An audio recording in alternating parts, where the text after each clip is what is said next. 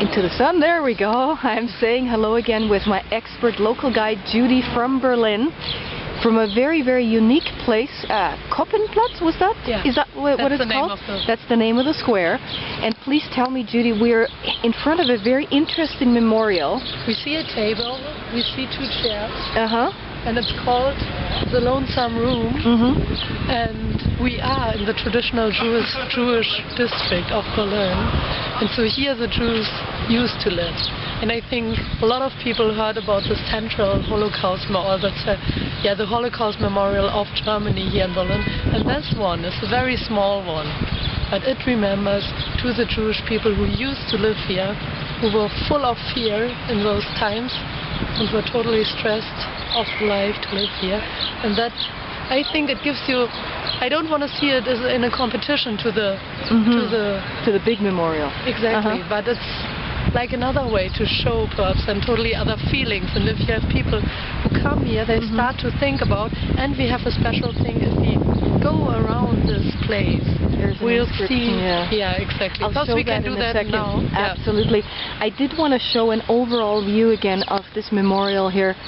Very interesting. It shows the desk, it shows the table, one chair upright and the other chair turned over. It really illustrates how daily life was disrupted from one moment to the next when a Jewish family was taken and ripped away from their apartment. I wanted to show the inscription here.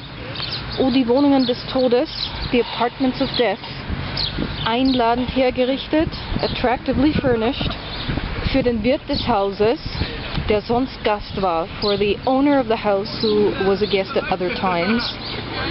O ihr Finger, O you fingers, die Eingangsschwelle legend, laying the threshold, wie ein Messer, like a knife. Zwischen Leben und Tod, between life and death. O ihr Schornsteine, O you chimneys or smokestacks, O ihr Finger, O you fingers, und Israels Leib im Raum durch die Luft. And the body of Israel through smoke through the air.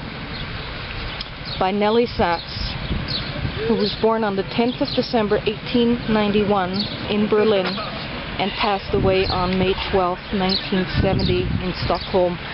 And that's one thing I find so amazing about Berlin actually is Berlin and Germany have a very, very horrific history in the 20th century, particularly in the Second World War. But the city acknowledges that. The city actually confronts itself with its past. The city has museums. I went to the Jewish Museum of Berlin yesterday. The day before I went to the Topography of Terror. And I'm still going to make it to the Jewish Holocaust Memorial. It's a horrible history in a lot of countries that have problematic histories. You don't always learn about it because it's an embarrassment and all that type of stuff. But what I find really great here is that Germany and Berlin in particular, you're not sweeping it under the carpet, you're dealing with it, you're talking about it. We try to find a way. Like, I'm not the one, I'm too young to apologize. And most people I know are too young. But we have to be responsible. Yes, and that's exactly. And that's what I notice is that... And we try to find a way to be responsible. It's not easy, but we try to find it. Exactly. No, it's absolutely amazing. And Berlin, I'm a history buff. I'm very, very fascinated by history, particularly 20th century history. And I don't think there are as many other places that compare to Berlin in that regard, because it just has so much significant history that happened right here and shaped Germany from, shaped the world from 1914 onwards all the way into the Cold War, and then of course the wonderful reunification of Germany. And when the wall came down in '89, I mean, it's a fascinating place. It is. And I'm really happy to have a chance to discover it firsthand. And we'll go on. Oh, it'll be great. Thank you, Judy.